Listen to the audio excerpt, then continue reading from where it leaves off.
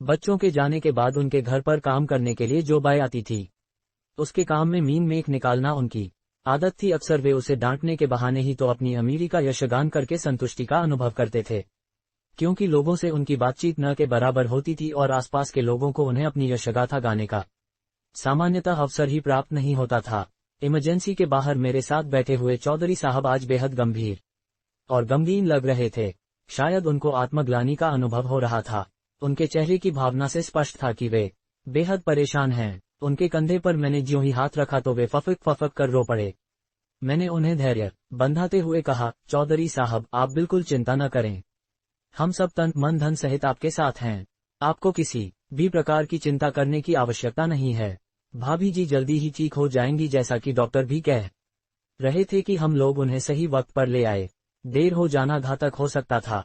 इतना सुनते ही तो वह फूट फूट कर रोते हुए कहने लगे, हम दोनों का व्यवहार आप लोगों के साथ मधुर नहीं रहा, लेकिन फिर भी आपने हमारी उन गलतियों की तरफ ध्यान न देकर हमारी मदद की है। इस समय आप लोग देवताओं की तरह हमारे रूखे व्यवहार को ध्यान में दिए बिना हमारी सहायता में लग गए। हम आपके आजीवन शुक्रगुजार रहेंगे। मैंने सांत्वना देते हुए उनसे कहा, आप नाहक ही अपराध बोध लिए बैठे हैं।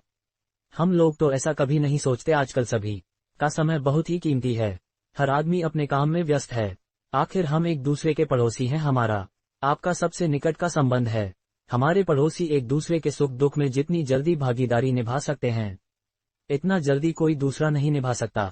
हमारा या आपका कोई निकट संबंधी जब जानेगा तभी तो आ पाएगा, और जानने के बाद भी उसे हमारे पास कितना समय लगेगा ये भी परिस्थितियों पर ही निर्भर करता है। आज हमारी समझ में आ चुका है कि आदमी का काम आदमी से ही होता है। अगर इस समय आप लोगों ने मदद न की होती तो मैं अकेले इसे कैसे लाता, और अगर देर हो जाती तो न जाने क्या हो जाता। इंसान की जान अमूल्य होती है, इसकी पैसे से तुलना नहीं की जा सकती है। मानवीय मूल्यों की कभी भी पैसे से तुलना नहीं की जा सकती। चौधरी जी के मन से पश्चाताप की ज्वाला शांत नहीं हो रही थी। मैंने उन्हें इस विषय से पूरी तरह निश्चिंत और शांतिपूर्वक धैर्य धारण कर पूरा ध्यान भाभी जी के स्वास्थ्य की ओर लगाने के लिए कहा। जब मैंने उनसे ये जानने की कोशिश की कि इतनी गंभीर समस्या अचानक तो नहीं आ सकती, तबीयत कई दिनों से खराब रही होगी, तब उन्होंने बताया कि पिछले एक हफ्ते से इसने काम वाली बाई को डांट कर भगा दिया। तबीयत खराब होने के बावजूद ये काम करती रही। मेरे पास भी इसे डॉक्टर को दिखाने का समय नहीं था। आजकल बेटे से बातचीत बंद है, इसलिए उसे भी खबर नहीं की गई। पिछले 3-4 दिन से लूज मोशन आ रहे था। कल सुबह से हल्का और बाद में बुखार तेज हो गया। शाम को भी तबीयत खराब लग रही थी, पर बहुत ज्यादा नहीं। रात में करीब 2 बजे तबीयत कुछ ज्यादा खराब होने लगी थी, लेकिन इतनी रात में ले जाना संभव नहीं लगता था।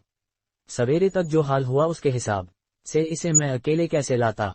स्नेहा ने जिस समय इसे पकड़ा उस समय की हालत को देखकर तो मेरे हाथ पांव ही फूल गए थे। आज मैं ये जान चुका हूँ कि सच्ची दौलत आपसी सहयोग संबंधी है, बाकी ये धन संपत्ति सब गौण है। मैंने उन्हें अपराध बोध से पूर्णतया मुक्त कराने के उद्देश्य से कहा, आप इन सब चीजों को भूल जाएं और बीती ताही बिसारी के आगे की सुधि लेहू, क्योंकि वे क्षण जो दुख दें उन्हें भूल जाना ही श्रेयस्कर है। देखिए, वार्ड ब्याय शायद हमें बुला रहा है।